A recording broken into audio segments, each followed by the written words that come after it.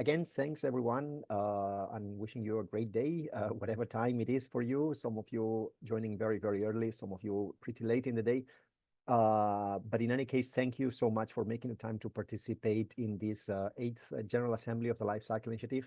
My name is Llorenç Milay Canals, and I've been working in UNEP on life cycle approaches for the last few years.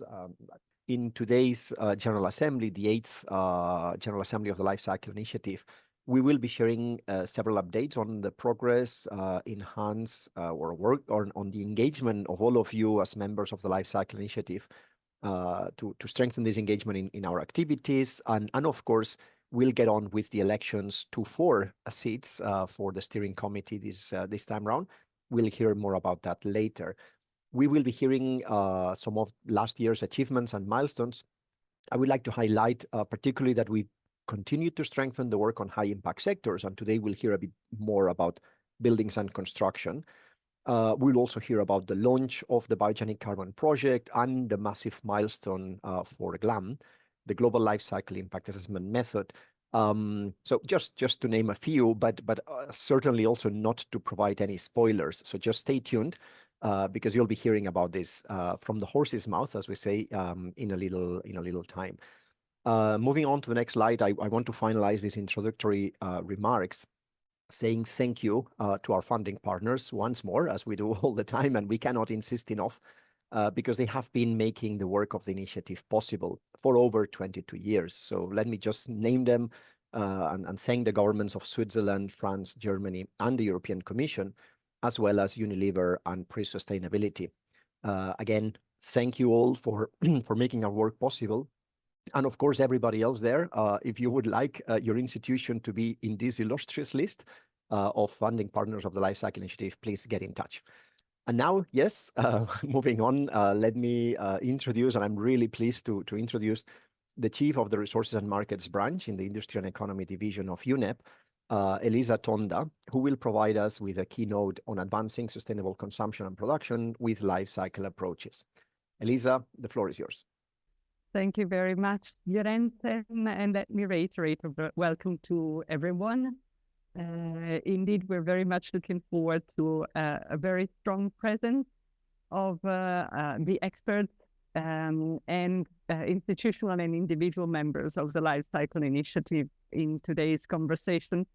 And let me take it from where Llorenç left it by thanking very much for the general contributions, the funding partners of the Life Cycle Initiative, but also all the many active members that are creating the work of the Life Cycle Initiative in the past years. And without them, without that contribution, what I'm going to go through in these opening reflections will not really be possible to materialize.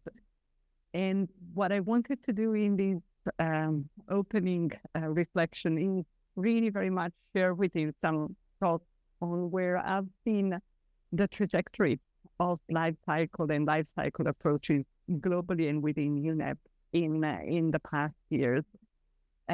Just a food for thought for your following sessions. And I'm not going to go into the details of the different tools and initiatives because you have the experts in the room, but I'll just probably zoom a little bit out and start with a reflection on what we have been seeing globally vis-a-vis the importance of life cycle approaches in a lot of governmental and intergovernmental processes. And as many of you probably are aware, we have seen reference to life cycle approaches, life cycle thinking, or the full life cycle as an expression being reflected in a number of UN resolution and multilateral environmental agreement as the basis for our thinking, the scientific foundation to understand where the hotspots are, where the trade-offs are, where our interventions are more efficient and more effective.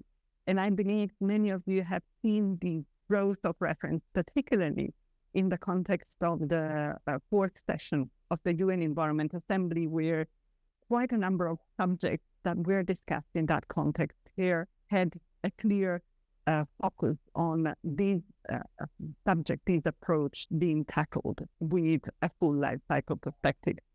But at least for my personal reading, a bit of the game changer in the conversation around life cycle has been the fifth session of the UN Environment Assembly. And if I may say, the biggest game changer into deepening our understanding of what life cycle approaches are is the resolution approved at the fifth Environment Assembly, tackling the issue of plastic pollution, and more particularly ending plastic pollution, and the mandate that was given to initiate the process of the Intergovernmental Negotiating Committee that is still ongoing.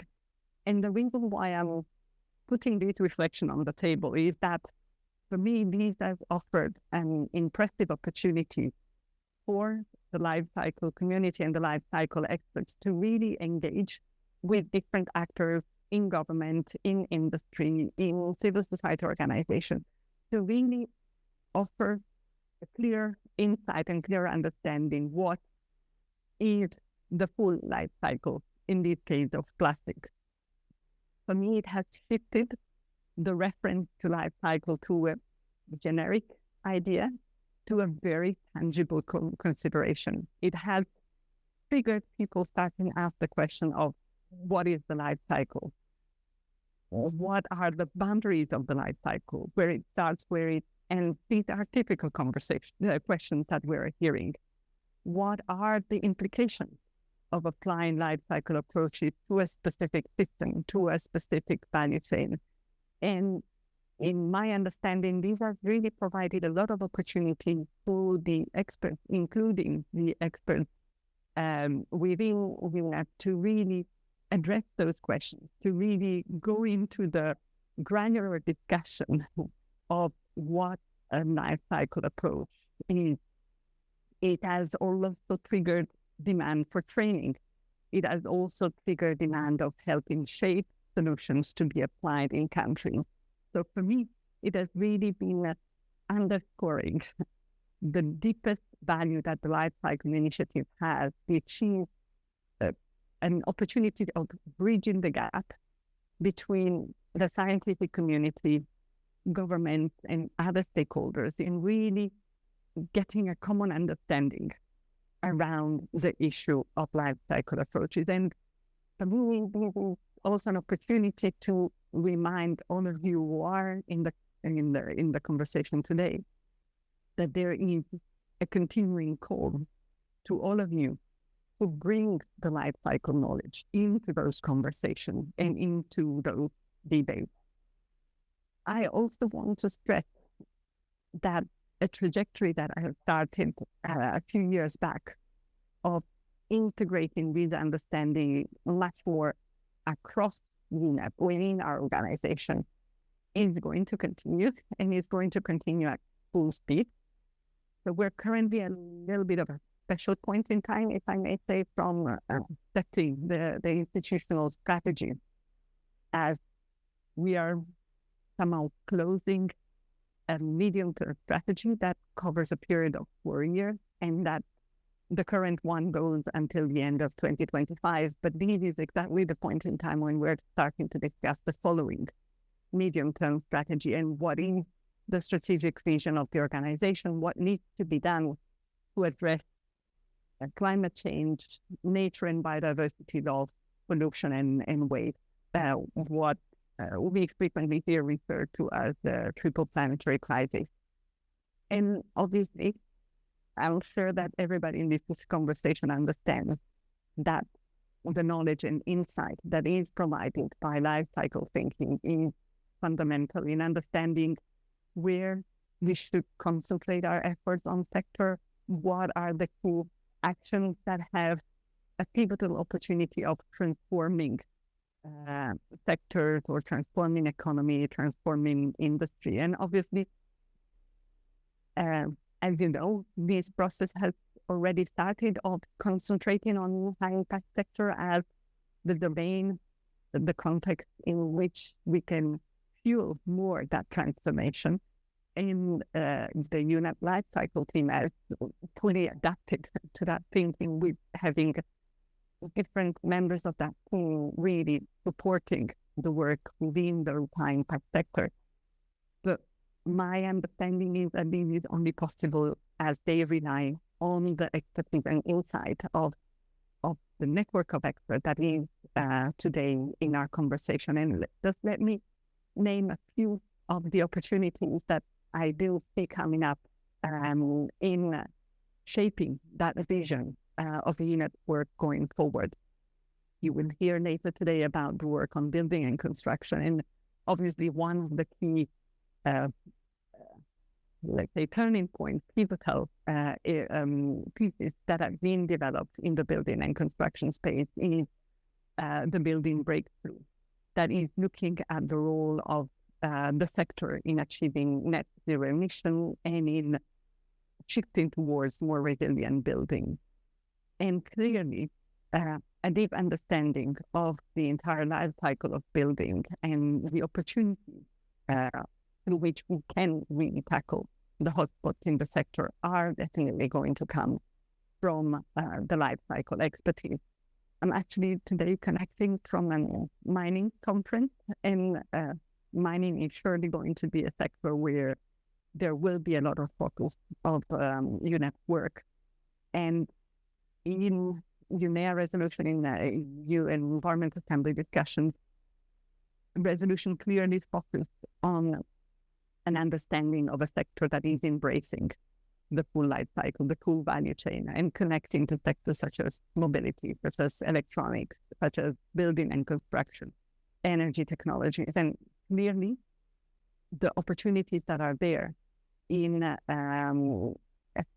taking advantage of the energy transition, and particularly the role of critical energy transition minerals in transforming that sector in central stage. I'm sure many of you are familiar with the work of the UN Secretary General panel on critical energy transition minerals that has recently published its outcomes and shaped recommendations around 7 principles and 5 recommended areas of action. And one of the recommended areas of action that I want to put on the table in this conversation is really very much a call toward identifying targets for reverse efficiency and circularity in the sector to achieve the critical energy transition. And obviously, it will not be possible to achieve that objective without a very good understanding of what are the life cycle opportunities within the value chain. So once again, for me, it's clearly a call for this community, for this network of experts to be at the forefront in advising and guiding us in our work. I've already alluded before to plastics, and you've probably had in the past a lot of discussions on these subjects. Obviously, the whole thinking, the whole framing on addressing plastic pollution is centered around the life cycle thinking, examining opportunities from upstream design to production to distribution, and including also waste management. And obviously, the work that the Life Cycle Initiative and its members have been undertaking in terms of making data more accessible and more interoperable, but also in helping understand on the basis of life cycle assessment, what are the best solutions, what are the best materials, what are the best products, all absolutely central stage. A lot of attention will continue to be there on textiles, and the UNEP life cycle team is already deeply connected to that sector, really very much in understanding how life cycle consideration can guide the transformation of this sector towards sustainability and circularity, both in terms of changing consumption patterns, in terms of changing business models, in terms of need for infrastructure development, in terms of avoiding regrettable substitutions, in terms of understanding product compositions that are more suitable for circularity. Center stage, the understanding that life cycle experts can bring to us in terms of shaping that area of work. Last but not least, let me also flag grown interest on the area of consumption, and particularly consumer information, and the interest that UNEP has to strengthen the understanding of what best practices would look like in terms of consumer information, eventually leading to a global standard or global reference on consumer information. A discussion that we have started with partners in the UN system, particularly UNCTAD, the UN Conference on Trade and Development, but also some of our institutional partners, such as Consumers International. And needless to say that as this discussion moves forward, that will not be possible unless our understanding of consumer information is strongly grounded on solid life cycle data. And that will definitely also unfold in supplement that are sector specific, where again, our life cycle understanding of the different sector will be crucial.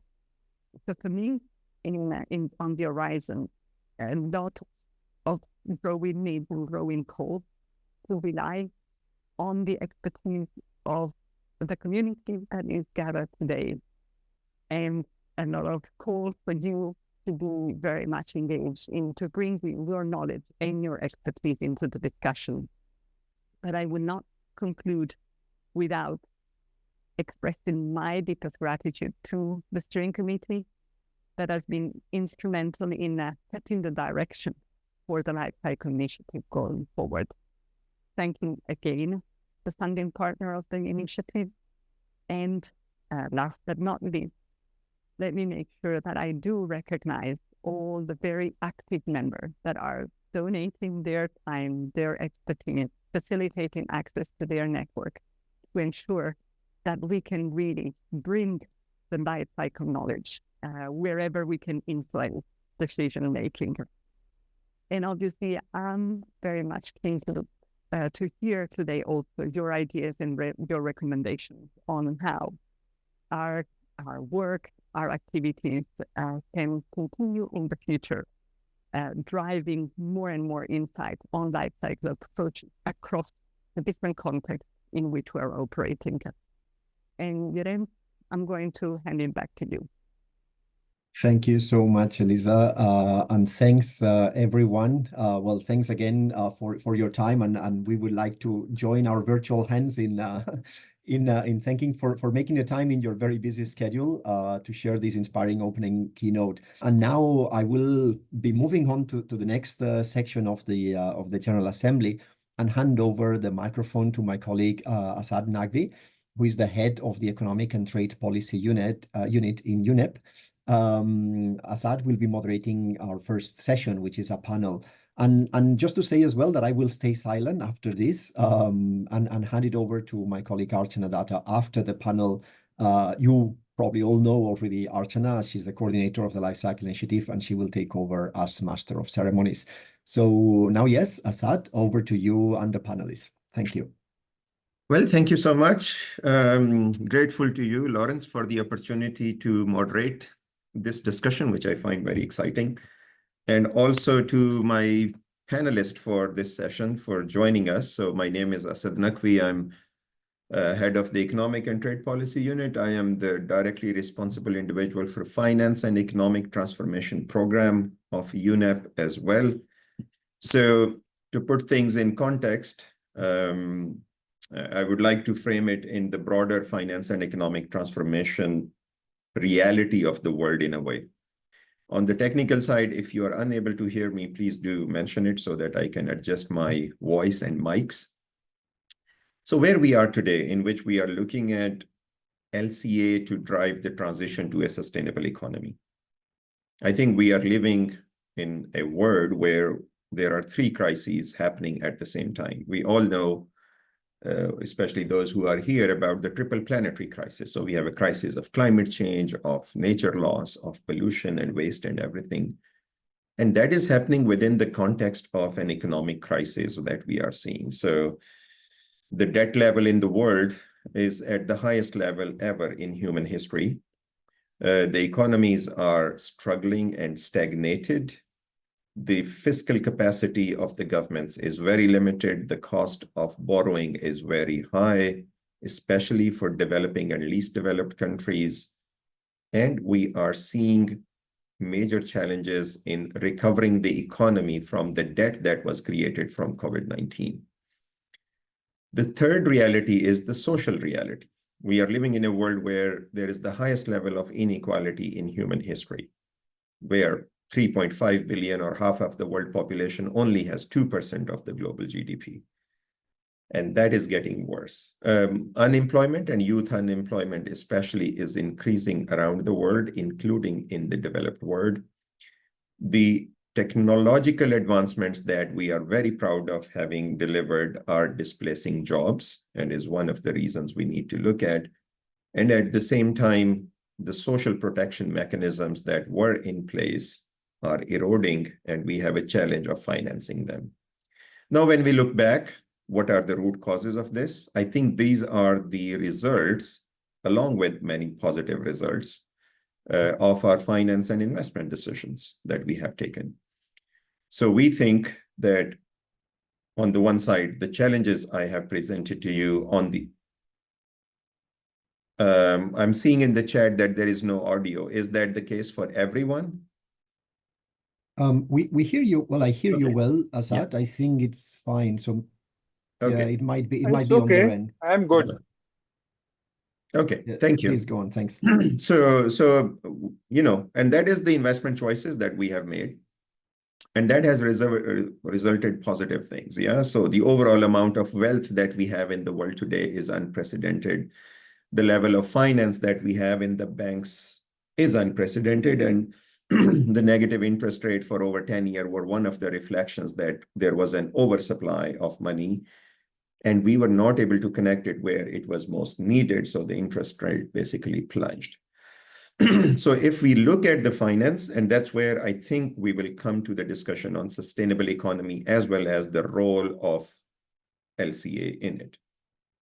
So we are looking that, you know, the financial decisions or investment decisions are basically rooted in three big pockets.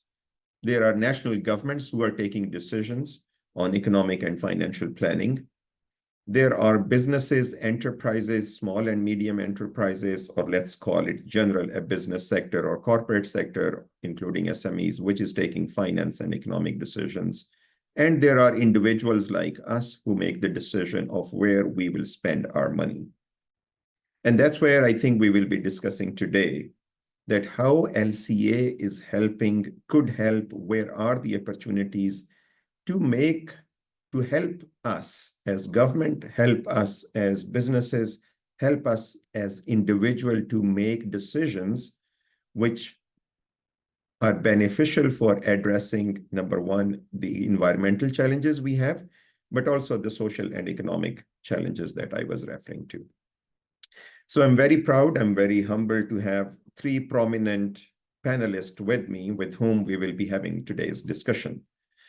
Thank you so much, Zubaida, Jiti, and Nadia for joining us today.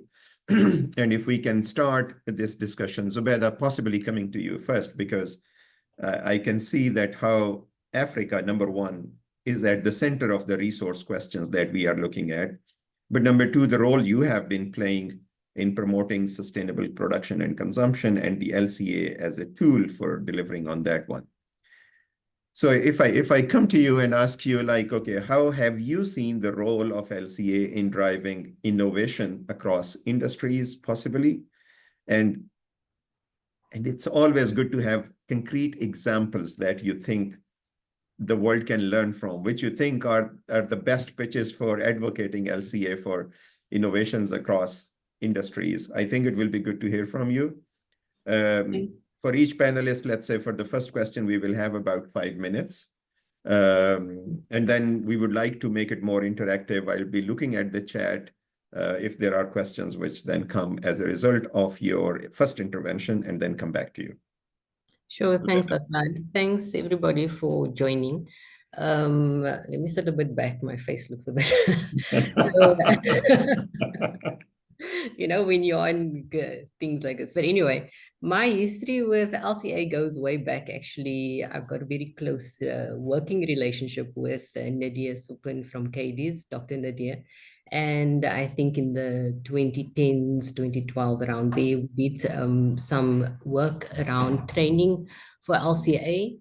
We also conducted LCAs within the different sectors such as agriculture and textiles, and as well as a soft beverage company and soft drinks. And what happened was one of these companies actually adopted the LCA in terms of doing a comparative analysis. So it informed their business decision making. So because they were able to adopt the LCA and understand how was the different packaging actually impacting their environmental impacts, they were able to then decide, okay, do we go for glass or do we go for plastic packaging? So it actually basically fueled the reason why they would go for glass and recycle glass as well. So this clearly definitive decision-making business was then taken up to the C-suite, obviously, and then they decided that they would go ahead. Of recent, we've had numerous LCA tools that we've been using, amongst others, the product environmental footprint within the Intex, which is Intex project with UNEP. With a product environmental footprint, we've also had companies looking at how the product environmental, how this LCA-based tool can actually be used for decision-making in the procurement business as well. 2 weeks ago, we had a procurement workshop with the head office of one of the biggest retailers in South Africa, clothing and textile retailer and apparel rather. They then looked at how can we use this LCI model, life cycle inventory model, which was developed through the Intex project, and how can they go back to their suppliers and say, which types of fabrics can we actually use? Is this fabric more sustainable than the other? Amongst others, you know, most of these procurement decisions are actually being made based on price and quality, on-time delivery, and then sustainability sort of falls on the wayside, especially with the buyers within the fashion industry. So this type of decision-making is quite critical. I also sat amongst recently the African Fashion Forum, and as you know, Africa is being known as the UNESCO report that was submitted last year, 2023, shows that the fashion industry within Africa is growing quite a lot. 27 out of the 54 countries actually has grows cotton and exports a lot of the textiles as well. With this, we find that the textiles industry is growing and that LCA actually enables companies to now look at, you know, they're not only doing sustainability, sitting amongst, you know, designers at this African Fashion Forum, you see that they are then doing a lot in terms of sustainability. But if you go onto their website, they do ethical sourcing, they do local sourcing. However, they don't necessarily have the numbers to back that up. They don't necessarily have the data to say, okay, to say I'm a fully transparent and credible, sustainable company. You can see the ethos is there, they're doing a lot around it. And that is very important to have that data credible, transparent type of organization to back up their sustainability claims. And that is quite important.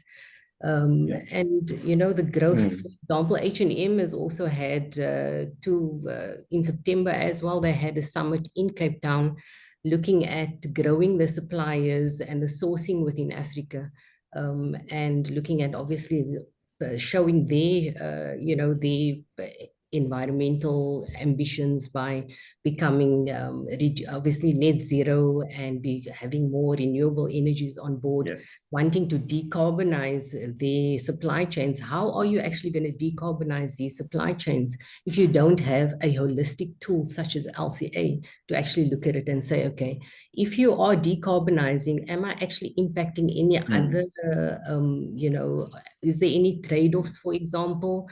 And this is quite critical. LCA is that holistic tool to enable the companies to make those informed business decisions, to become resilient, to ensure competitiveness, to ensure that you're not shifting problems from one you know, pollution to another. I'll stop there, otherwise I'll go on. Yeah. No, I'll come back to you because I need to ask you this question. You saw that I'm coming, my background is economics, so I'm happy there are environmental benefits, but do you see the economic benefits coming for these companies and suppliers who are adopting LCA approach?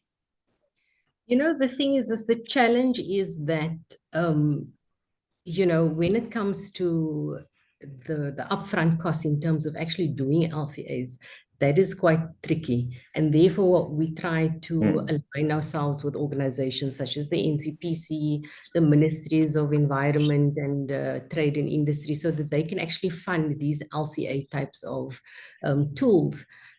So that cost is quite a heavy burden for smaller companies. And find the larger companies actually saying, okay, I'll do a Coca-Cola, Levi's, whatever, they would obviously be easily able to absorb these costs within their organizations. But if you look at the environmental benefits, which is completely linked to the economic benefits as well. You cannot actually say there's environmental benefits and, there's no economic. It is completely tied, with resource efficiency, all the reductions within energy, water, all of those things. There will be economic benefits for the organization and also marketing benefits, which is huge as well. Yes. Okay, Zubeda, I will come back to you in a second because you have talked about like the role of the Ministries of Environment and Government. I have a question from Rakesh, and I'll come back to you, Zubeda, with that question, which is basically asking that what are the barriers to LCA, adopting LCA? So you have a few minutes to prepare yourself because I'm going to come back to you, but I'm going to go to Jiti and ask him. She was asking, like, there is a role for the government and there is a role for different ministries.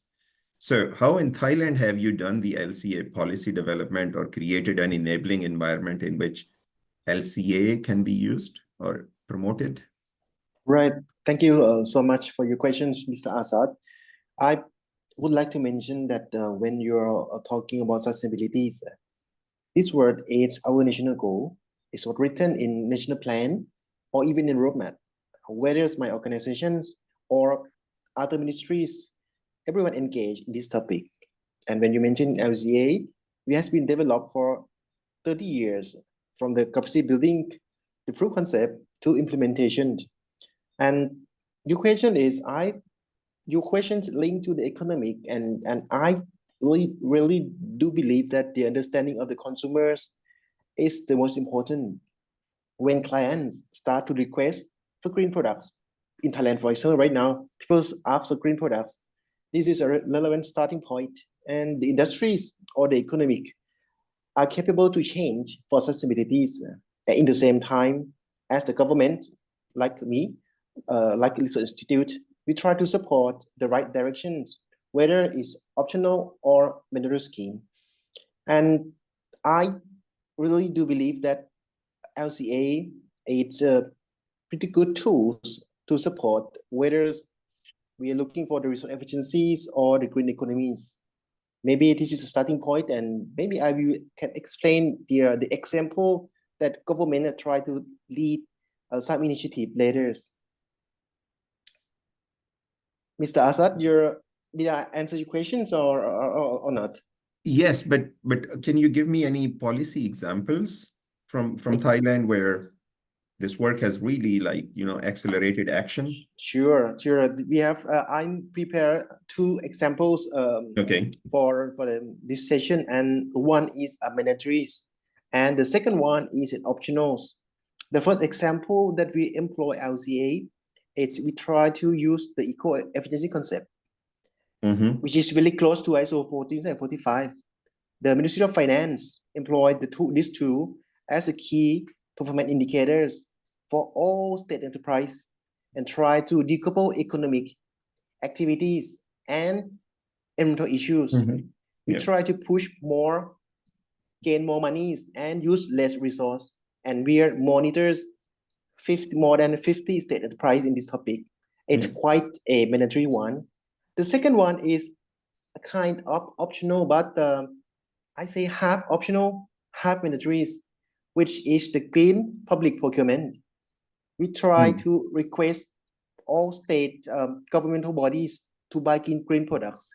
Right now, we have more than 1,000 products in the market. I mean, the local market. And whether it have eco-labeling type 1, type 3, it's okay. Government can buy, local government universities, or even the biggest project of the certain ministries. Yeah. I think this is quite a good collaboration between Ministries of Finance and the Ministry of Environment. And today, I say it again, today, all governmental sectors buy items for use in government agencies, papers, printers, car, or anything that you use in the office should be a green product in Thailand. So this is a two big policy that we pushed in terms of the initiative in Thailand right now. Well, very happy to hear about having Ministry of Finance and Ministry of Environment coming together on this one. Doesn't happen in too many countries, but I'm sure we can learn more from you on that one. One sector which I think we need to also focus on is the real business sector. So Nadia, thank you for joining us here. So can you tell us how things are in Mexico, but also what methodological challenges you are seeing in the complexity of LCA? Thank you so much. Can you hear me? Very well. Very early in Mexico, indeed. It's 5 a.m. Thank you for joining so early in the morning. No problem. My pleasure. I think for businesses is now something that is not new. And I'm glad to say that for many regions in the world, some 10 years ago, talking about life cycle assessment and talking about the environmental footprint would be something new and challenging. And now more and more, and in many sectors, this is a language that they know and they are speaking. But still, I would say when we talk about businesses, the fact that they need to go out to market or to make improvements or to make changes to be able to comply with new policies, with new regulations, with new topics or trends. Zubaida was talking about decarbonization. We are talking about circular economy. Is the fact that they need to be fast enough to be able to meet all these demands. So when we talk about time and we talk about the practice in big or small companies, and sometimes I even say when we talk about small and medium-sized companies, it could even be faster, is the fact that we need data and we need information that most companies might not have there. Because when we do LCA, we need to gather data in a specific way from our facilities, but also from our value chain. So I still one of the key methodological issues is how to gather data in a proficient way for LCA, to do it fast enough so that we can meet the outside demands on time as a company, and also how can we have databases that allow us to work fast and can be reliable in the context of our region or country or our product. So, of course, the fact that we need to have experts, either external experts or internal experts that know and are up to date with what's happening with the modeling of LCA, that's another challenge. We move really fast. It's a methodology that is always evolving. 2009, we were talking about an indicator for water footprint, and now we have the indicator, and we have to learn how to measure it, how to communicate it, how to get data for this new one. And we know, because we're going to be talking about the different projects of the Life Cycle Initiative, that we need to keep updated as experts with all those developments in the life cycle impact assessment. So I would say data is one thing that for companies is still something they have to work to be able to gather the best data, to understand how to do it, and to be able to access databases that are somehow good for the use in my context, whether the sector, the country, and also to be updated with all the different methodological impact assessments that are there, or new areas like having to read, for example, right now, and to understand and to implement new standards on carbon, on neutrality or net zero or circular economy. Yeah, and I got a question also. I think it's coming in the chat, but also I think I was thinking about it that, you have LCA as one of the tools which can help you with these things. Sometimes you have the data and you have the analytics. Maybe they are using LCA but not mentioning it, but maybe there are other tools as well. So how has been your experience in terms of making a case for LCA to be the best tool or most widely used tool? I think the good thing about LCA, and Zubaida mentioned it, is that it can connect to other tools. Like, for example, when companies are using cleaner production metrics, we can relate that to data that can be used as part of our life cycle inventory. One of the things that I've seen very much in companies is that this holistic approach, the fact that we're able to get a number to be able to say, okay, this is what's happening to nature, not only how much I'm using in kilograms or cubic meters, but this is exactly how we can talk about the impact to our planet and then connect this to consumers. Zubaida also mentioned this, the marketing part is very important. More and more, and I know that my colleagues could relate to this. I don't talk to the areas of, environmental safety and health in the companies or the part of production. I talk very much to people in marketing saying, okay, we need this fast, we need to have these metrics, and we need to understand it and to be able to deliver this information to consumers. So I think those are the two parts that are important, that allows LCA to relate to other tools that we are using. And somehow I am very happy to say that somehow we always end up, with LCA as a useful tool, although there are others that can be used internally in the companies. Thank you so much. Very clear. I might come back to you if there is time with one more question that I have in my mind, but I'll go back to Jiti because he was talking about the government and bringing in the governments and different parts of the government to create an enabling environment. And Jiti, I come from UN. I'm asking you a question, which is also coming from Mr. Mohammed Asim from the chat, who is saying, how do you think UN and other international organizations can help you as a country better in promoting the LCA and possibly hotspot analysis and making it a contribution to sustainable economy at national and global level? How can we help you, sir? Thank you, Mr. Asad. I do believe that Thailand is making progress because of international collaboration, especially scientific policies. It could drive sustainable development.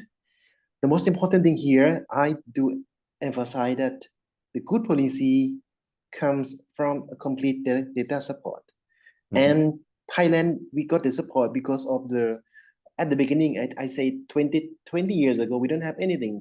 We are starting from zeros, and we got a huge support from United Nations more than 15 years. And I really believe that the Life School Initiative provide appropriate information for us, whether it's data, whether it's methodologies, whether it's hotspot analysis, or even tools.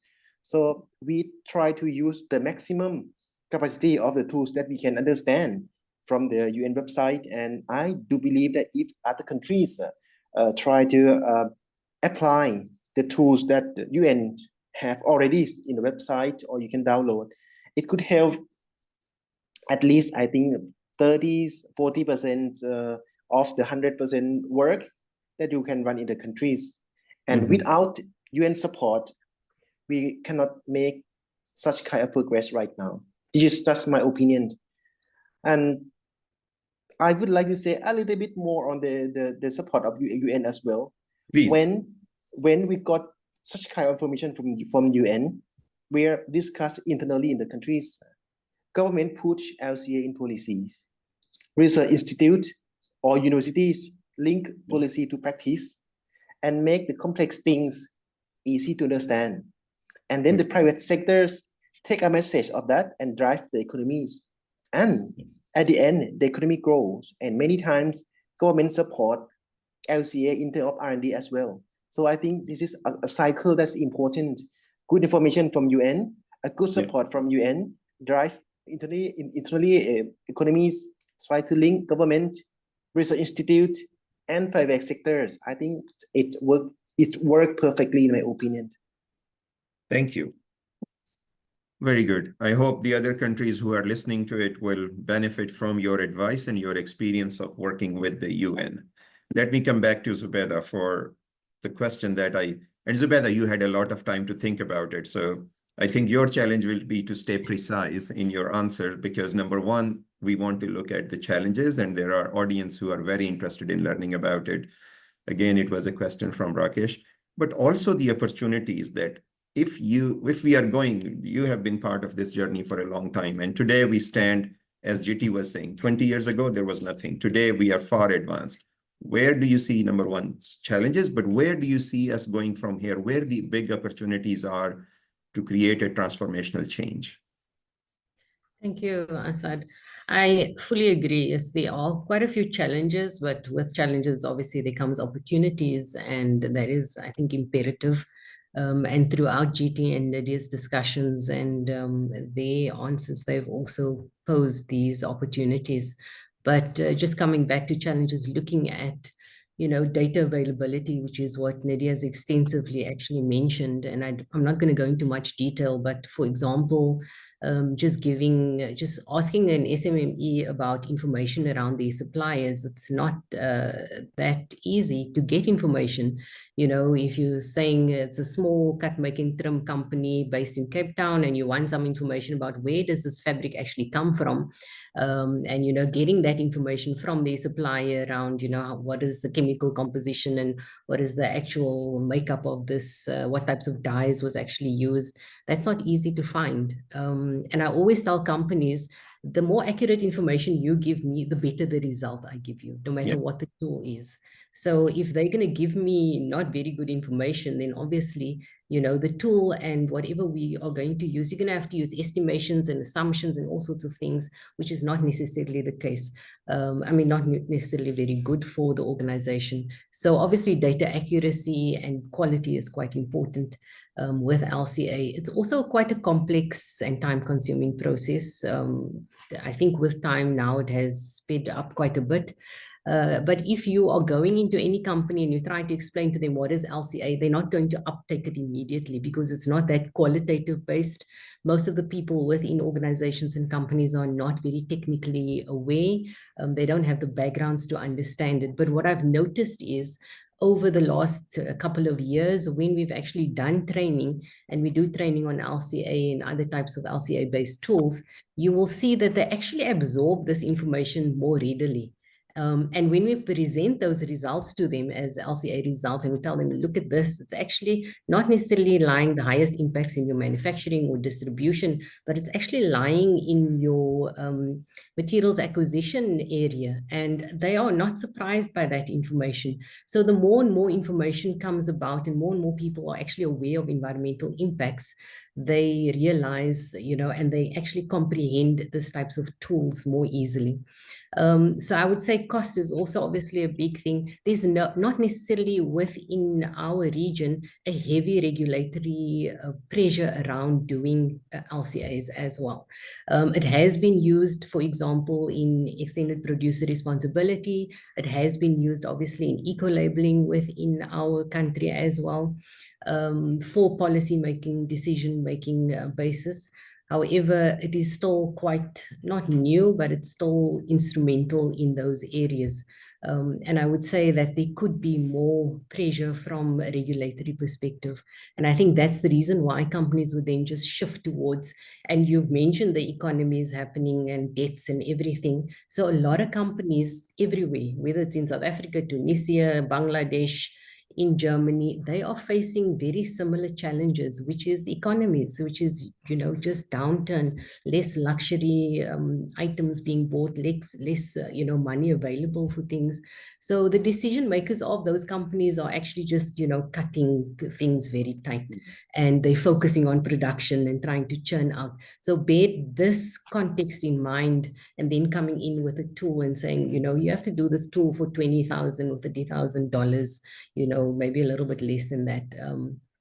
it is quite a heavy burden.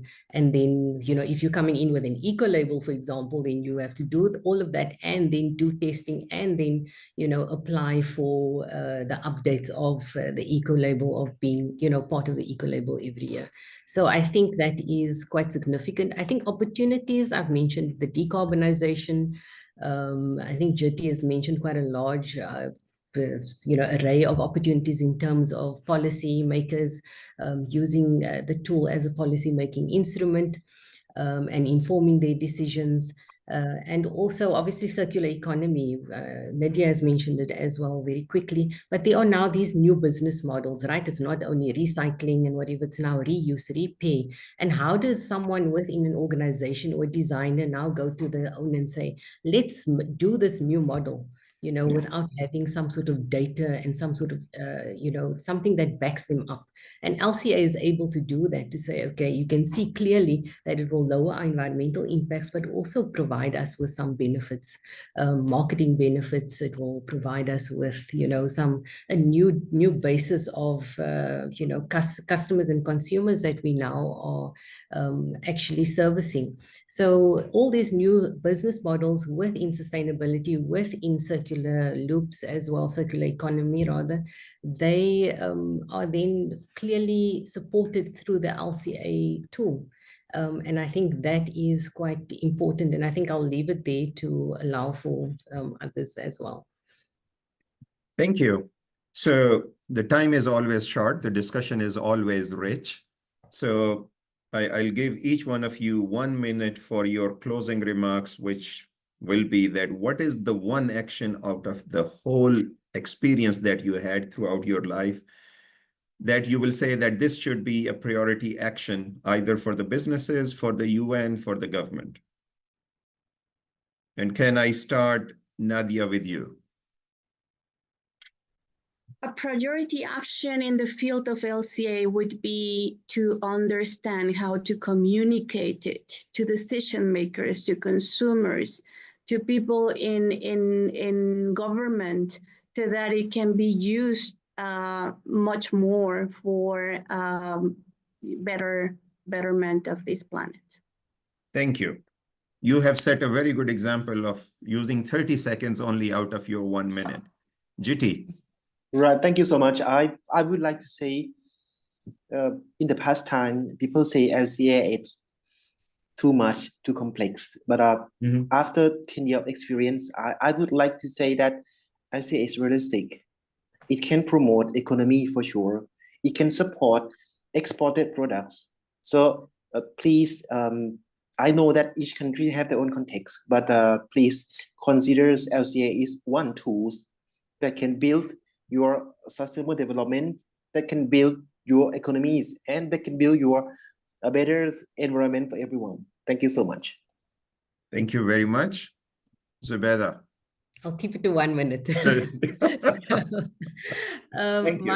My ultimate message, whether you're doing LCA, resource efficiency, eco-innovation, anything, when it comes to sustainability and wanting to move forward and progress as an organization, is to start to measure.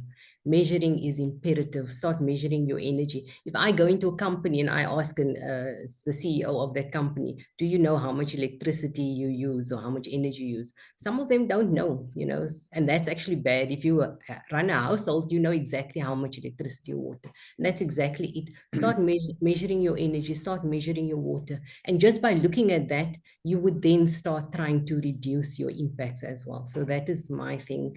Putting in measurement equipment and doing those really, really simple things and relating that back to your production. So that's clearly for companies, and then you can then look at your impacts from there onwards.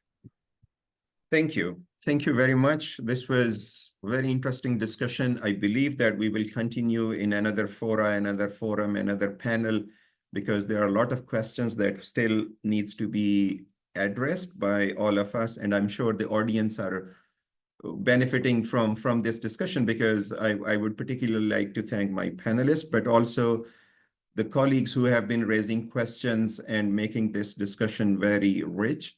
I would like to acknowledge Mr. Muhammad Asim, Rakesh, Iram Tariq, Mikhail Oke, Prince Kumar, again, Mohammed Asim, and Shashi, and Giovanni, among many others who have raised questions and comments, and please continue the conversation on that side. Just to sum up the conversation today, number one, thank you so much. I learned a lot about LCA from today's discussion. I do see that there are two big issues that we were looking at. Number one, in the very beginning, it's the upfront cost, which is important. And that's where I think the financial system, either from the government or private sector, needs to come in, because there are opportunities to invest in it, and there are economic and environmental benefits. The data is another side of the equation, which is necessary and which is much needed, that needs to happen now. I think understanding of the consumer is important. It came out time and again, but also the understanding of LCA among the government, businesses, and consumers is equally important. So we need to look into the whole picture of creating an understanding on the benefits that a tool like LCA can deliver, not only for environmental sustainability, but also for the economic development.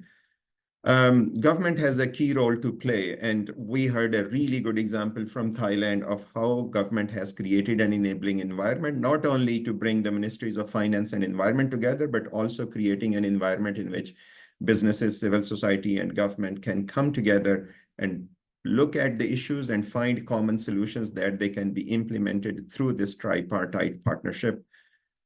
As my time is coming to an end, I will probably take the words from GT. 20 years ago, we did not have what we have today on LCA. UN, among many other institutions, has developed a lot of tools, services, advisory mechanisms, capacity building mechanisms, which are available at the service of governments, businesses, civil society, and even the individual citizens' decision-making. We as UNEP are very proud to be part of a family which is delivering the agenda and accelerating action on sustainability, on circular economy, but in the context of addressing social, economic, and environmental challenges together.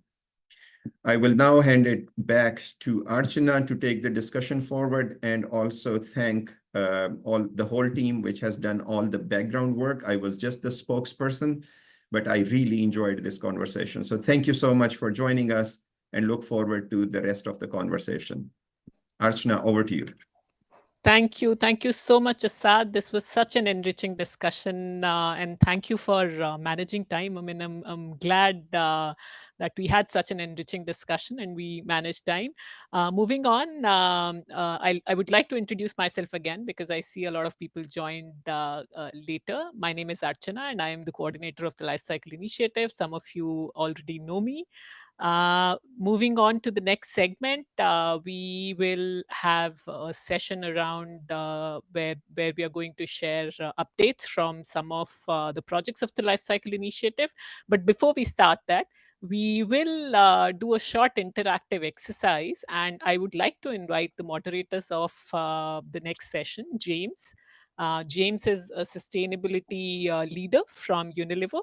And Sonia Valdivia. She is Sustainability Director at World Resources Forum. Both of them are the steering committee members of the Lifecycle Initiative. To take the session forward, the first interactive session, I would like to invite James to help us understand who's joining us, from where, and which constituency they represent. And then we will have a quick update from some of the projects of the Lifecycle Initiative. Over to you, James. Thank you very much, Archana. Hello, everybody. My name is James. As Archana says, I'm on the steering committee, and I represent the business constituency for Europe.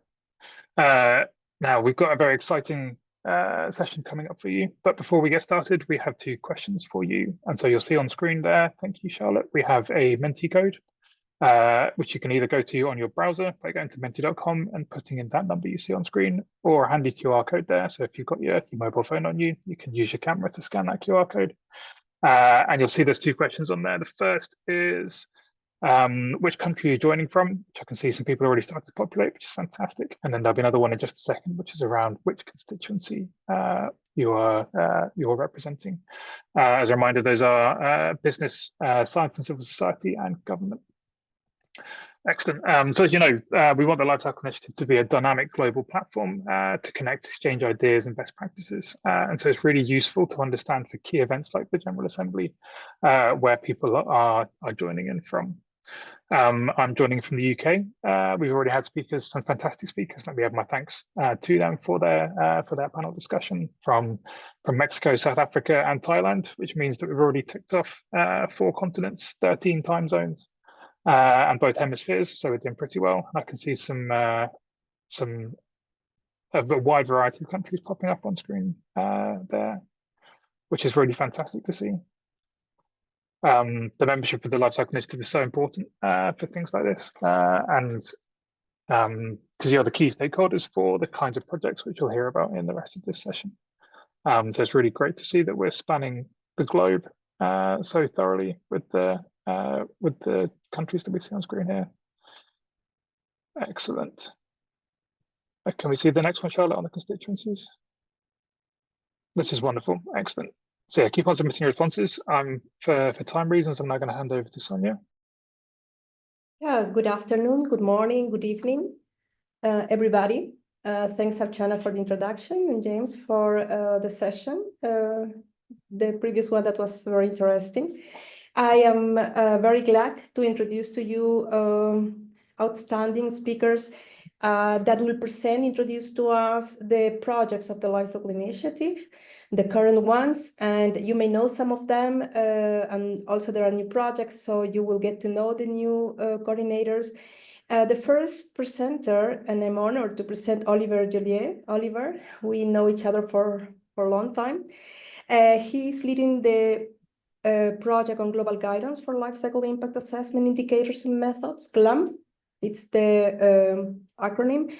He's professor at the Technical University of Denmark and specializing in assessing chemical exposure, sustainability of food systems, and life cycle impact assessment methods. You have 10 minutes, Olivia, and I encourage everybody, if you have questions, please use the chat for questions, and he will try to respond to them as he finishes his presentation. Thank you. And the floor is yours, Olivia. Thank you very much, Sonia. So we have this GLAM project, which is aimed at the creation of the global life cycle impact assessment method. And I would say after about 20 years of effort, we're arriving there with the full method, which we launch on the 21st of this month, after all this effort. So it's recycle history. It's a whole consensus building program, and that's I think the strengths of different action which have been taken first via USTOX or VULCA, where we arrived to consensus method for either here toxicity or water use within one type of impact category. Then we had this consensus finding with two-person workshop in the last decade, 2012 to 2019. And since 2019, we've been the last 5 years working on this global life cycle impact assessment method. Next slide. And I say the idea was from the start, we opened the participation to everybody, and had a scoping phase in 2019. We had then about 4 years, 3.5 years of GLAM development.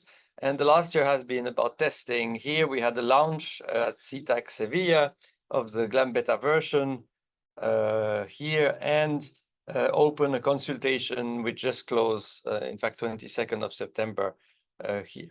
We will launch GLAM 1.0 at the next LCA case studies symposium, and we need a bit of patience. The LCA software wanted to have the final version implemented, so we will see, I think, in LCA software from March 2025, then it will be easily available, and then we can have dissemination.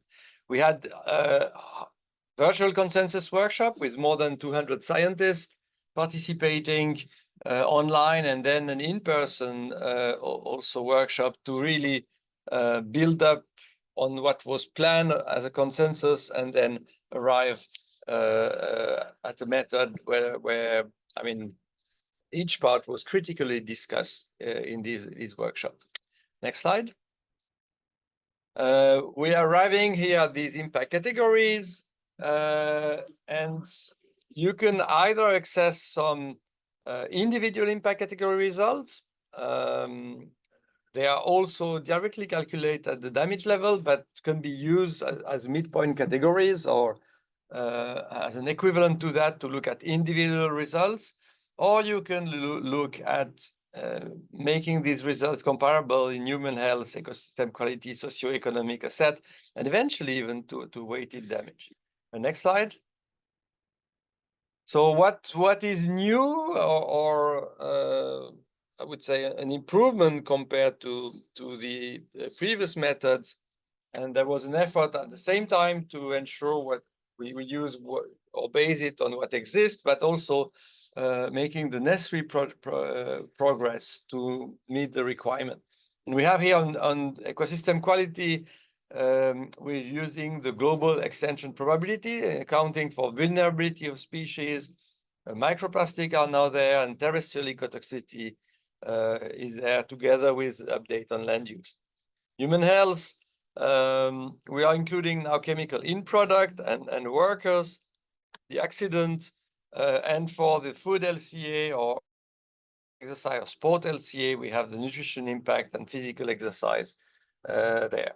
Natural resources, we base it rather on dissipation here. And ecosystem services, we have 6 different ecosystem services considered. And finally, there was a whole effort on normalization and weighting factor. Next slide. The factors are available. You have here the link. You can access the characterization factor already now. And by impact category, in fact, you have these files which are available. Next slide. That's the number of flows that we have in the methods. And if you look on the right, you see that there are quite a few new flows, for example, for ecotoxicity, which are present, or human toxicity at the bottom. And then you have these flow for different compartments and also for socioeconomic assets at damage level. Just an example here of application. We are still in the final testing phase. We had a rice case study comparing rice grown in Switzerland, China, and India. And you see here the traditional sort of midpoint view where we compare scenario in these different locations here. And next slide. And then the beauty is that we can compare the magnitude here of the importance of the different scenarios. And we see here that nutritional impact, climate change are dominating here the human health impact, for example, for this example of rice. But that's just one example among other here. Next slide. These are now, there was a question I saw in the chat to how can we make the thing simple, in the sense now this weight enable to compare the different impact on the left, human health, ecosystem quality, and natural resources and ecosystem services, which are based more on monetary impact. The ecosystem quality is linked to species disappearance, and human health are measured in DALYs, in years life equivalent. But then that's a way from the normalized results we can have a weighting which is not that far from an equal weighting in some respect, but we have a slightly higher impact on human health, like 40%, 31% on ecosystem quality, and 26% on natural resources here. And we tested different model, look at different population in developing country or emerging countries, and there is not so much difference. Potentially a bit more weight given in developing country versus developed country, we give a bit more weight to ecosystem quality. Next slide. Okay, so that's now the final step where we have the stakeholder consultation, and we're looking forward to the launch on 21st of October. And as I say, next step will be the full implementation in software. Thank you very much. Thank you very much, Olivier. You were perfectly on time. So I see some comments arriving in the chat. Archana, if that's okay, I think we agreed to move to the next speaker and allow the questions in the chat, right? Yes, so if, because Olivier is here, if he can take this opportunity to answer the question. Okay, that's great. Okay, if there is any question, please, from the audience. Yeah, I see the question on that we are doing well on the environmental side, but that we have not considered so far the social and economic ramification. I would say the one thing at a time, in a sense, the GLAM was indeed focused on the environmental side. There were other efforts on the social side, and there are different efforts on life cycle costing. These efforts, in a sense, can be concurrent and integrated, but it's true that here we had an environmental focus. There might be other efforts in the future that could be linked to the other dimension, and I think it's very clear that we want also to look at this dimension altogether for decision making. I mean, we need to see the economics, we need to see the social consequences. There are some links here via the human health, which are already made, where we look at different vulnerable population, for example. But in addition, we could consider like the work employment and things like that, which would be relatively easy to add to that. Thank you. I think it's very clear. There are two more comments. There is one more comment in the chat. Maybe you still have time to address this one, and then we can continue.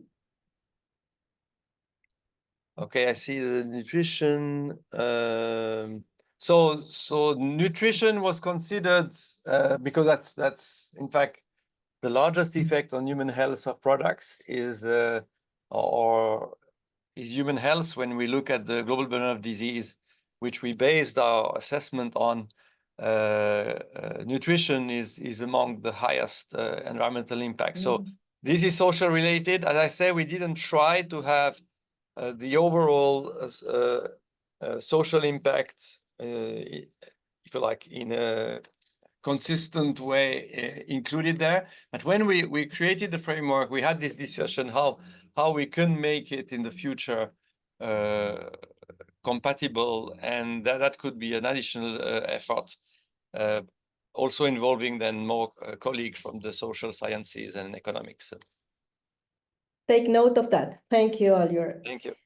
I think with this, yes, we heard the news, the latest on GLAM, and I think Olivier needs to leave. So please still write, if you have questions, we will keep them and we will forward them to Olivier in case he's not there anymore in the call. But now I would like to pass to the next presentation in the agenda. We are now with Sam Cooper. He is lecturer at the University of Bath and an expert on decarbonization, sustainability across energy, industrial, and agri-food sectors using LCA. He will introduce the work on biogenic carbon. Welcome, Sam. Thank the floor you. Is yours. Thank you so much. It is really good to be with you all today. And Olivier, just before you leave, thank you. Like, that's so exciting. Really glad to hear what's going on with GLAM there. So I just wanted to echo what Laurent says. So recognizing the general sponsors of the Life Cycle Initiative, but also specifically for this project, there's the US Endowment for Forestry and Communities, the American Wood Council, ENSO, Mission Innovation, the Netherlands Enterprise Agency, also Canadian Wood Council and the Forest Products Association of Canada. So to all of you, thank you for enabling the project. I'm going to give like a kind of a very top level overview of this project, kind of where we've got to so far, where we're going with it. I spot in the audience list, actually, there's several people who are participants within the working groups. So hi to all of you, I spot you. But many of you probably are not so familiar with the project. So I just want to keep it fairly general. And then if people have specific questions, we can get to those. So the overall project is looking at life cycle assessment, where it specifically relates to biogenic carbon. We've got a lot of different stakeholders, there's lots of different sectors involved in this, and I'll touch on that in just a moment. But to really make it viable, we've kind of broken this down into 4 different working groups, where the first one is focusing on the temporal aspects. This is something which, of course, is general to life cycle assessment, but specifically within biogenic carbon, it comes up a lot, where we look at products which have got a reasonably long lifespan, and there's potential for carbon to be locked up for periods of time, and several different dynamics around that to consider. So that's working group 1. We've got a working group looking at end-of-life aspects, and specifically here, one of the key questions relating to biogenic carbon is, well, if we have recycling or some other process at the end of life, what do we do about assigning the biogenic carbon uptake from the first life cycle? Do we assign it to the second one? How do we manage that? We've then got a third working group looking at system boundaries. And there are several different aspects of system boundaries where, when it comes to biogenic carbon, we just need clarity, and we need to make sure things are being done in a consistent way. So that's working group 3. And then for our 4th group, really they are examining the role of standards and the various precedents which have been put together to date, and how, I mean, essentially, whatever we come up with from these first 3 groups, if it's not used and if it's not practical, then it's just an exercise in futility. So we want to make sure that actually we're reflecting what has happened so far and making sure we're not creating unnecessary barriers to its adoption. Thank you. So just a quick thing to say. So we're really glad to have a lot of different stakeholders covering various different continents and so on. There are a lot of people from Europe and North America, but there is representation globally. So we're happy with that, but of course would like broader representation wherever possible going forwards. Thank you. Yeah, so just to kind of give a bit of an insight into where we are with the process, we started back in around about April, really, things kicked off. And the initial step up until around about July, really, was to be just making sure we had a common understanding of, well, what are the different ways in which biogenic carbon is being dealt with differently in life cycle assessment? What are basically the issues where there's different practice which needs to be addressed? We've then come on to trying to think, well, let's try and identify what are the issues with this? What has caused there to be these different practices? What are the issues with the different practices that can then be the basis for, in the future, looking to say, well, actually, what are the best practices, and what could be, contextually at least, what would be recommendations? And so to kind of structure that, what we've done, and I say this because this may be more generally of interest, is at a workshop back in July, the participants looked at, well, what are we looking for in life cycle assessment? What are the qualities that we would ideally like, especially in this context? And so we're trying to use these 8 different qualities essentially as a guide for, well, for which of these might the different options cause a problem? Where might they not be fulfilling? Why might a particular practice not always be fulfilling one of these qualities? So we're trying to use that. And so this is really where the project is up to at the moment. We had a set of meetings a couple of weeks ago, another one in a week, another set in a week or so. But so trying to get a consistent understanding of where might different practices not necessarily fulfill these qualities to the extent we would like. Next slide, please. Thank you. And essentially that is going to wrap up. We have a workshop sort of tagged onto the end of the CTAC conference in Gothenburg, the 23rd of October. So a quick plug for that. So there actually will be looking at, again, going into more detail on where the working groups have got up to, the progress they've made, but also, again, exploring what the issues are and making sure we've got a really solid understanding of that. Thank you. Next year, so then the idea is we'll have a white paper towards the end of this year, again laying out what are the different ways in which practice differs, what are the issues with this, and possibly what might be some solutions, what might be some ways forward from that. So hopefully that'll be by the end of the year. The next phase, phase 2, is where we'd look to then take guidance and feedback that people have provided and start to be developing recommendations based on it.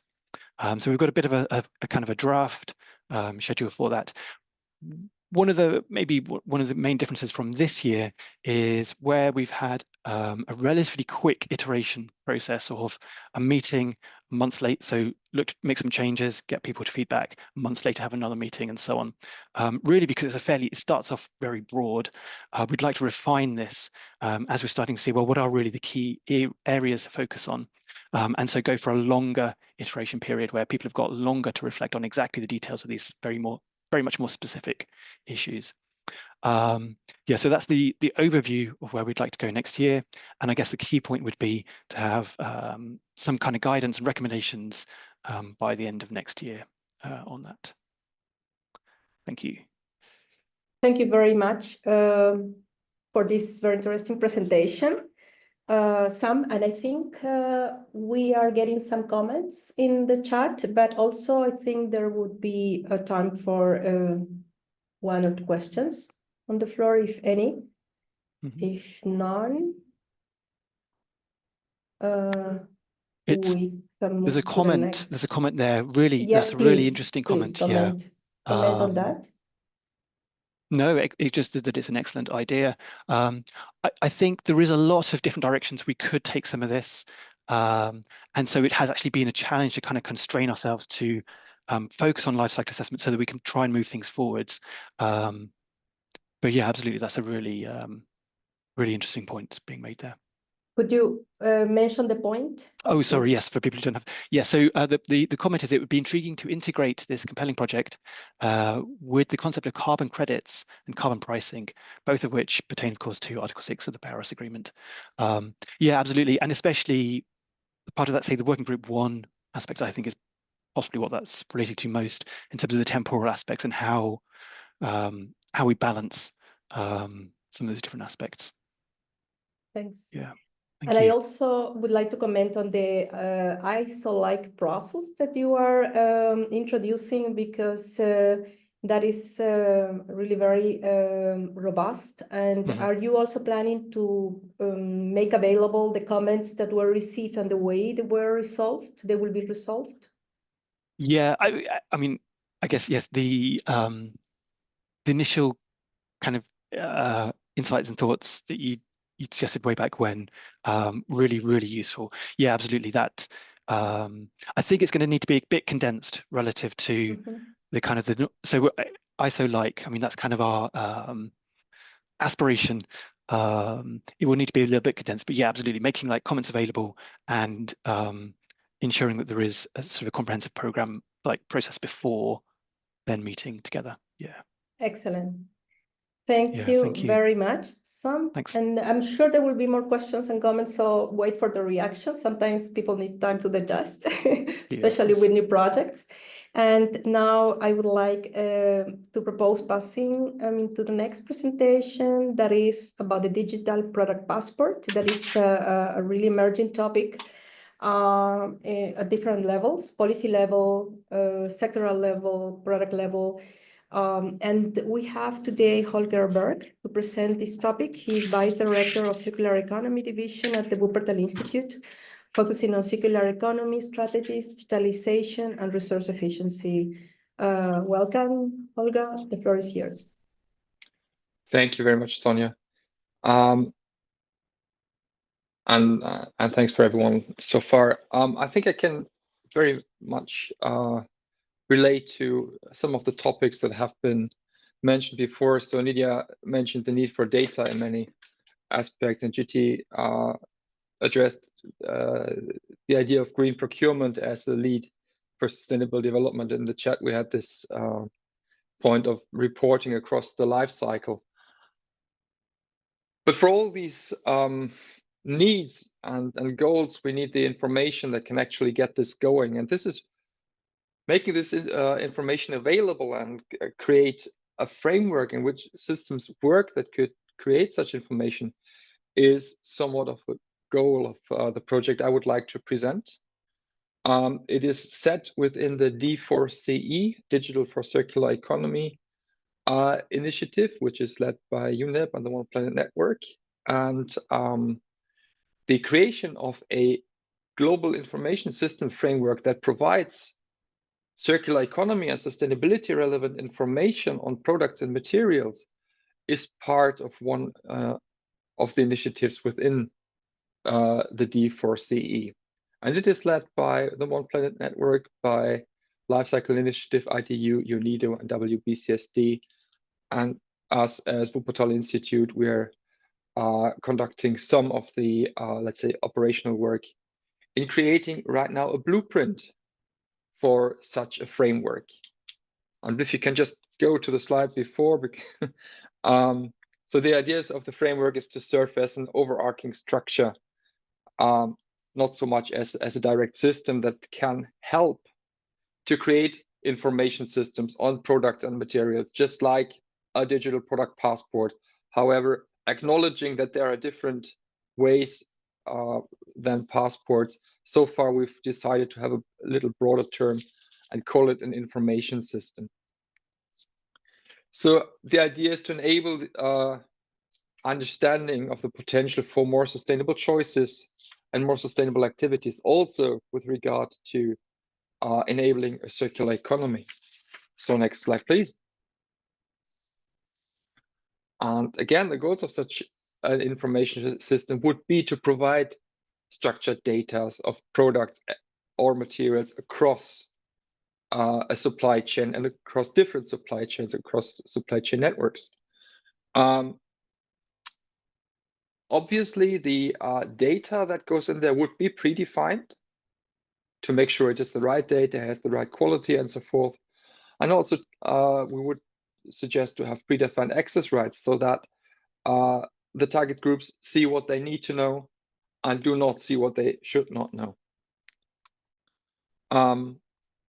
If the system would include data relevant to all matters of circular economy and sustainability, obviously that includes life cycle related data and life cycle assessment related data, as well as, for example, also data related to social sustainability.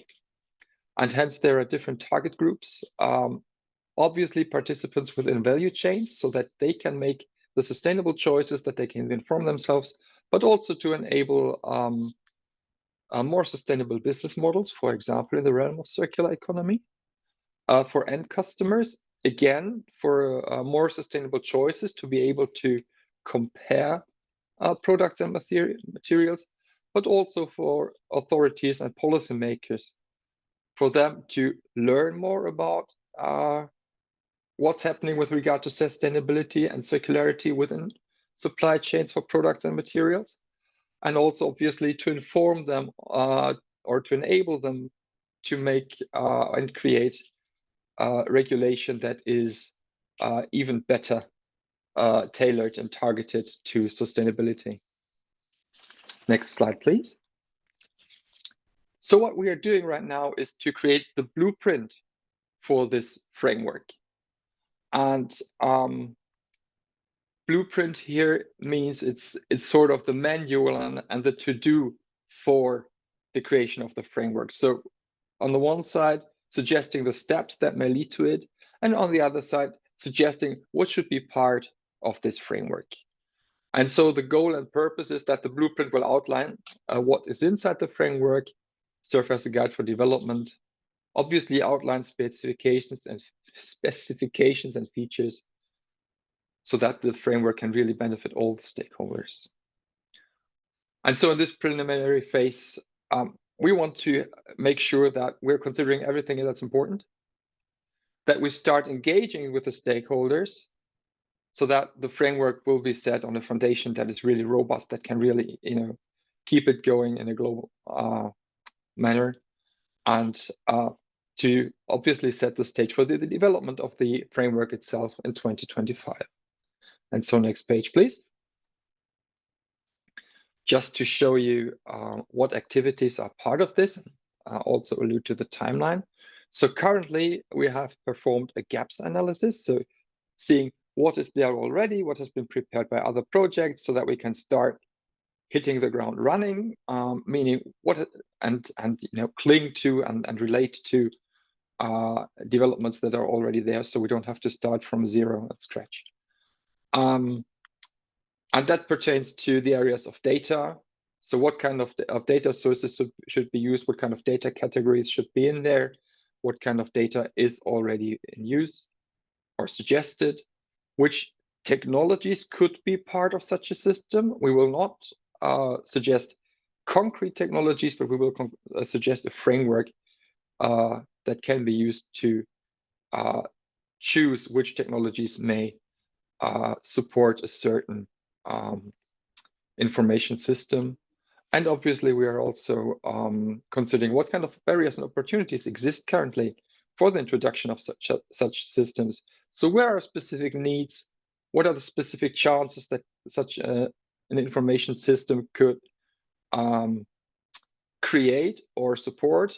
But also what kinds of barriers are currently there that could hinder the various stakeholders groups in participating, or that could hinder the creation of such a framework or the use of such a framework and system.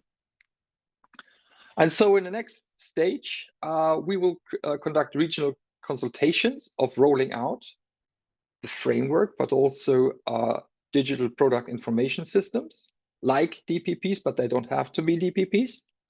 And these consultations will, at current planning, take place on the 30th and 31st of October.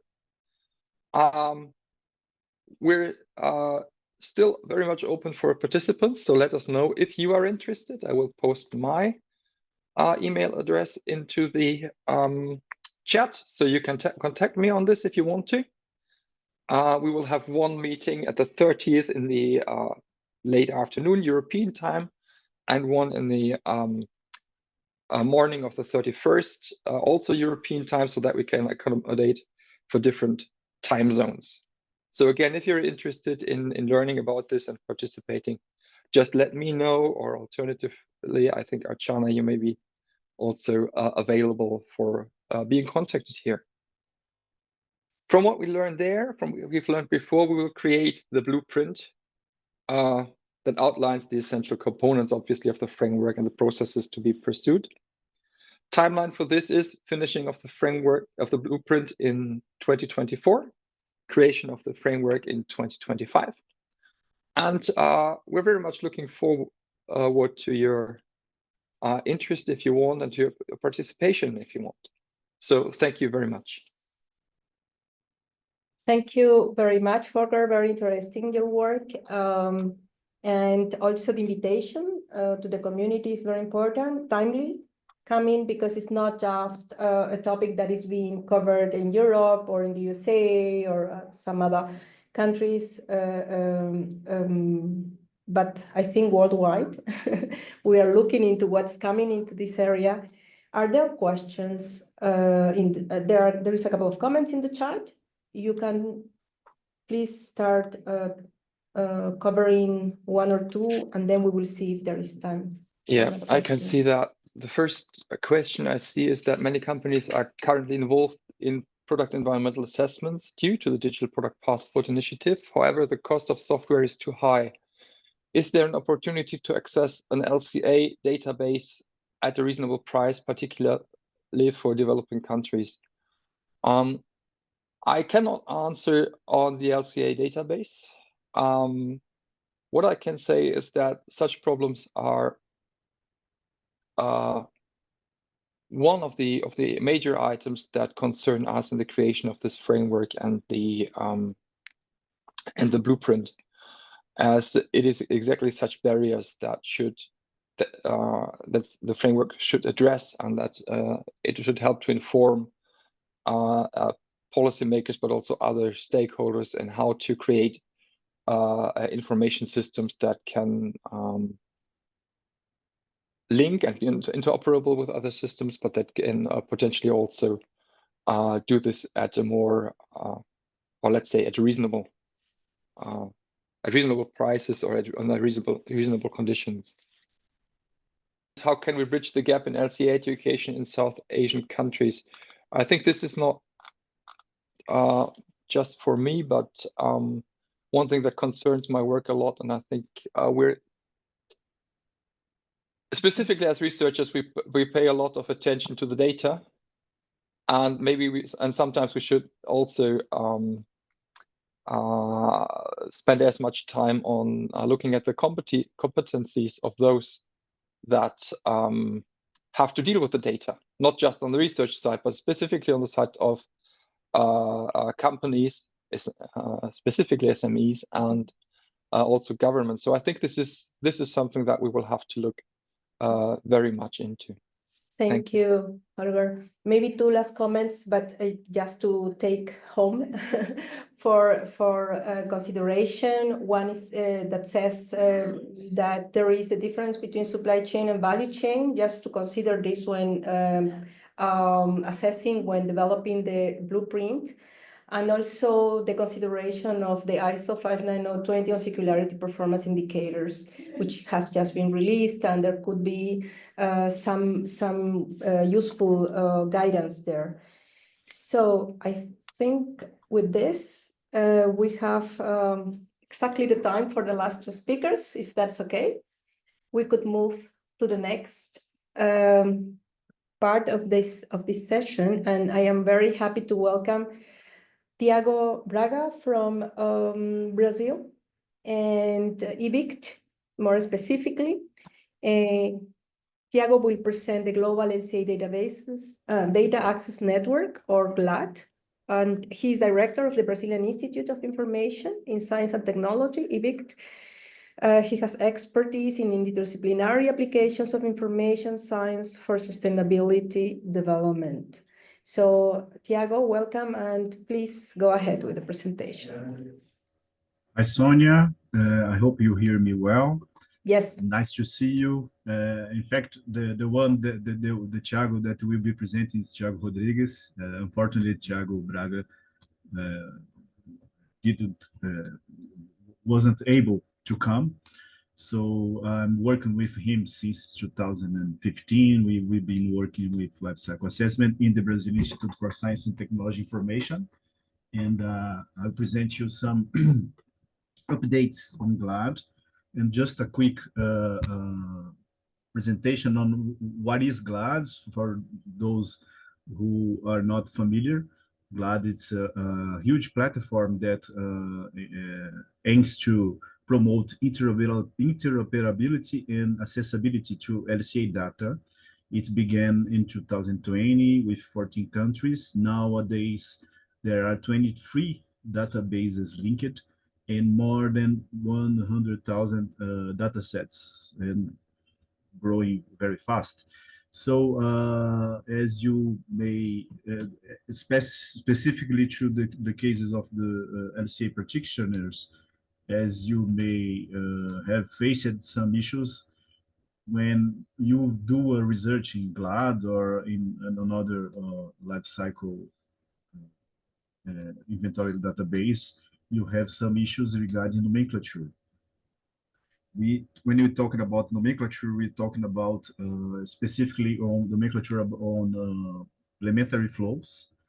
And when you talk about elementary flows, we talk about three main components. We talk about flowables, that are the name of these elementary flows. We talk about contexts, that are the compartments in which these flows, elementary flows, are into. And we talk about unit, like kilograms, kilowatts. So as you may understand that this kind of information for each elementary flow usually are different in databases in LCIA methods. So UNEP, can you pass to the next one, please? Thank you. So UNEP has commissioned a project. It's a blueprint, and I thank Holger that has already presented the concept of blueprint. And so it's a blueprint and a sustainability strategy for a common governance nomenclature system to map the elementary flows lists from major LCA databases.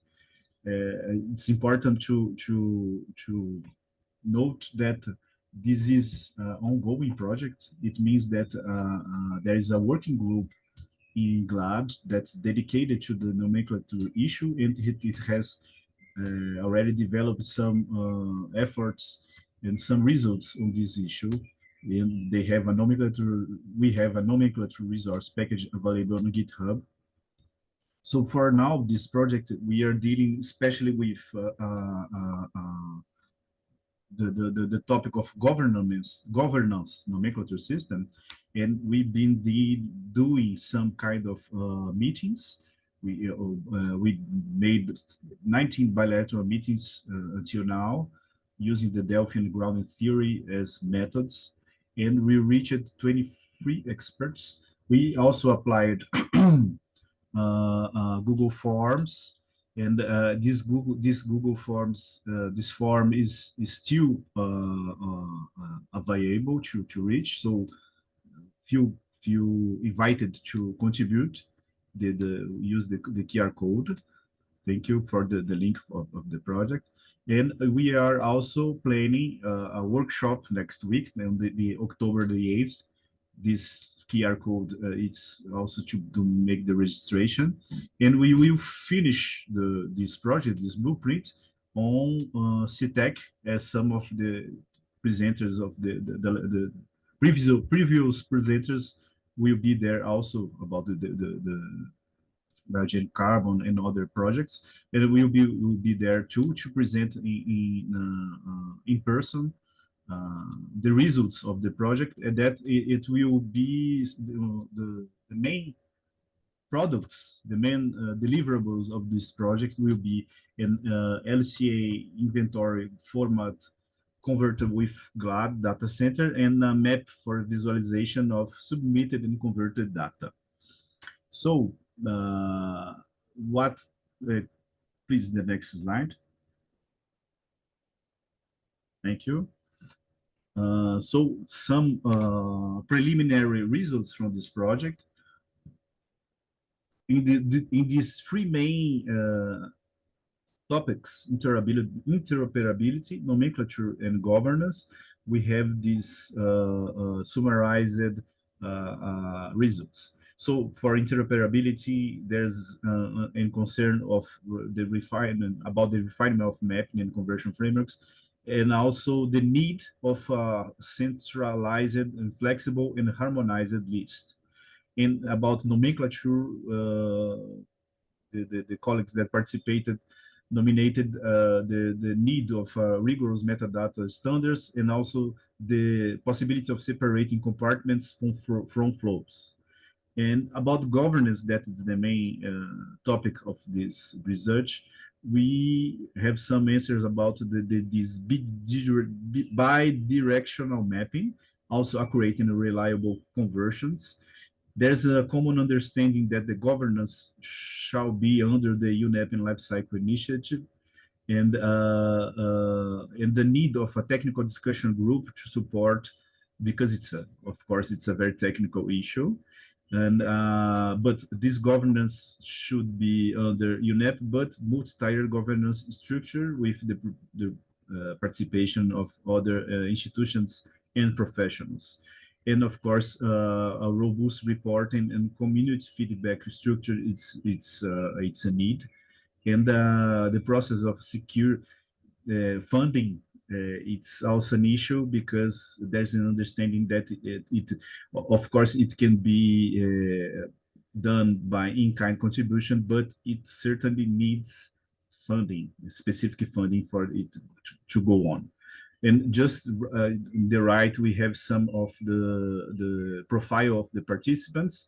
We have still a lot of concentration on Europeans, and we need to increase the Latin American, and of course, Africa, that's not presented here, but about the profile of what issue on life cycle assessment they are dealing with. It's very well represented. We have software people, IT, govern, database, inventory methods. So the next one and the last one, thank you. Just to reinforce the invitation to be part of this project, you can answer the Google Forms, and you can participate on the workshop that will be held online on the 8th October. Thank you. Sonia. Thank you very much, Tiago. Very clear, and you have time. There is time for a couple of questions and also comments, of course, if any in the chat. I don't see yet. A hand raised or a comment? No, perhaps my question is, in this process, in this evolution process, I know that there was also some discussion, some ideas on the use of AI. I know this is very controversial, and I will open up a box, but is there something that you could already advance as a statement on the use or not use of AI? Not specifically on this project. In fact, there was some kind of answers, but there's not a consensus, or that's not the majority of the opinions. But certainly in AI is an issue, and I know that there's another discussion going on AI, specifically on AI supporting the development of life cycle inventories.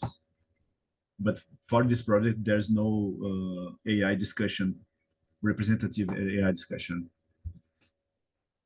Thanks. Early still, but we have to keep an eye on guiding properly on these questions. Thank you. Thank you. Someone else? If not, I think you have the links copied in the chat, so please look at this, and you can go back to Tiago for specific questions, and we can move on now to the last presentation of this session. And I'm very happy, very pleased to introduce to Mona Mohamed. Welcome, Mona. She's going to present us the updates on buildings and construction, which is a new, it's another sector of the Lifecycle Initiative, still very new. Welcome, and the floor is yours. Thank you, Sonia.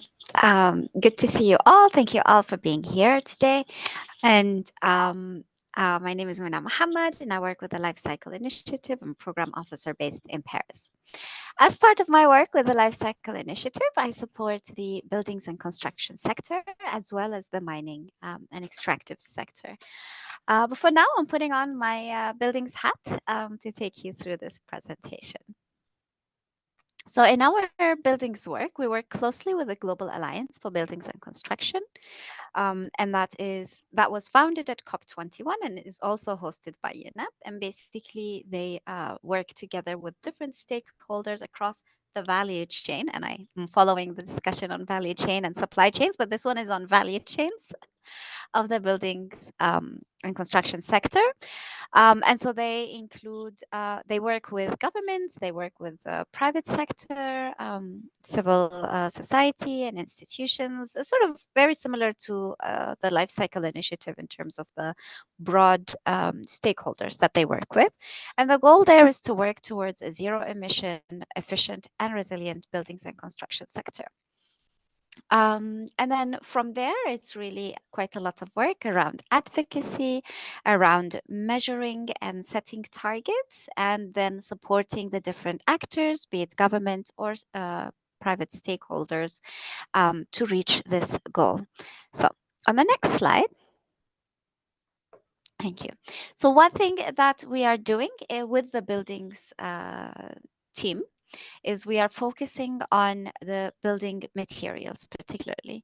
And you may say, why building materials? So buildings overall as a sector contributes about about a third, so 37% of the global emissions.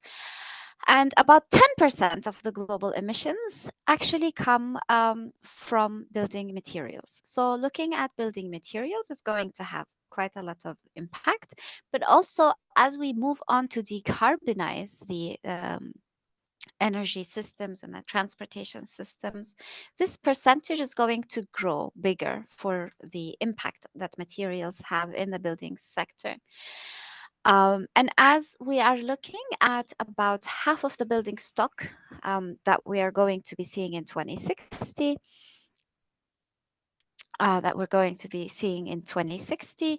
we actually have quite an opportunity to make a lot of the change right now. And we have an opportunity because it's at this moment that we are designing the buildings, half of the buildings that will be standing up in 2060.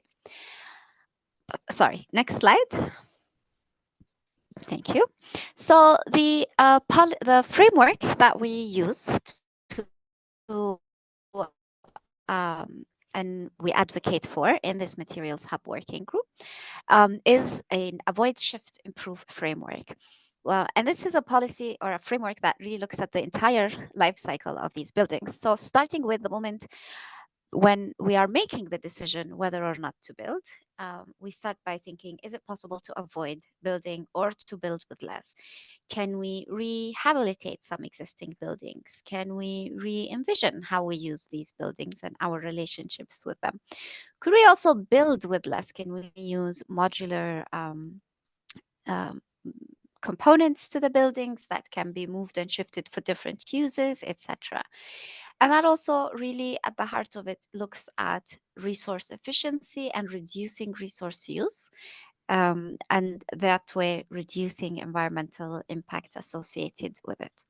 So on shifting, we are looking to shift to the use of alternative building materials. So those are bio-based and geo-based materials.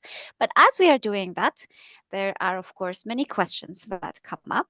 And LCA is the best tool to answer all of these questions. So that is also another aspect where the LCA team gets engaged. And that's also another aspect where we call on your support there.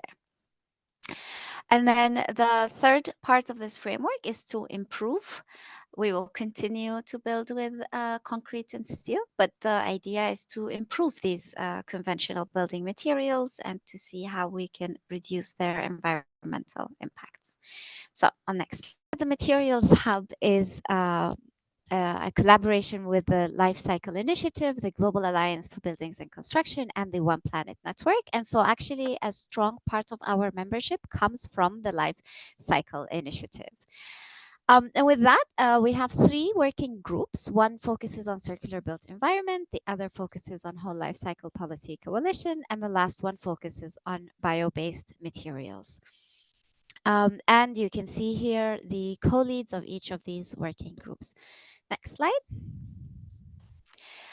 So one of our main outputs from last year has been the 10 whole life cycle recommendations for the buildings breakthrough, which was a result of a consensus-driven process, which included about 42 countries with more than 100 experts, both from the government, business, and civil society. And you can see here that a lot of these recommendations really circle around data. So there is number 3 and number 4, recommendations 3 and 4, that really look at accessible data and benchmarks for the building's emissions. But also, when we're talking about standards and the definitions, these are also built on what data do we have to do this. And then very similar to the work that's happening in the Life Cycle Initiative, they're also looking at interoperable product standards and what would a common language look like for the different diverse contexts. And then the last 3 recommendations are focused on circularity at the building level, so retrofitting, material circularity, and the design for circularity. And so we are currently collecting case studies where any of these recommendations may have been applied. So I really encourage you to submit your experiences. One such as the interoperable product standards. GLAD would be a really good example there, and that would also help expose it to other sectors as we're doing this work. So on the next slide is my last slide, and I'm just asking you, well, inviting you to join us in the Materials Hub if you haven't already. This is the link to submit any resources you may have to the 10-hole lifecycle recommendations case study platform. And at the same time, we are working on a compendium on bio-based materials, which will provide, will look at different bio and geo-based materials and how they're being used in the building sector.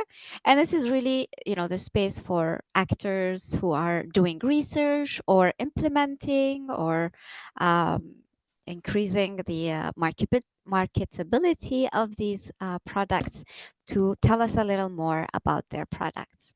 So thank you so much for your time, and happy to field any questions.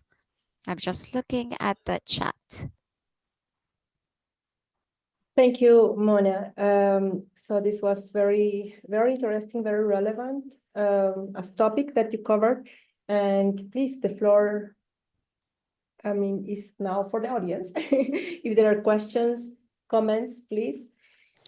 Maybe I would have one to start. This is a very the 10 principles that you present.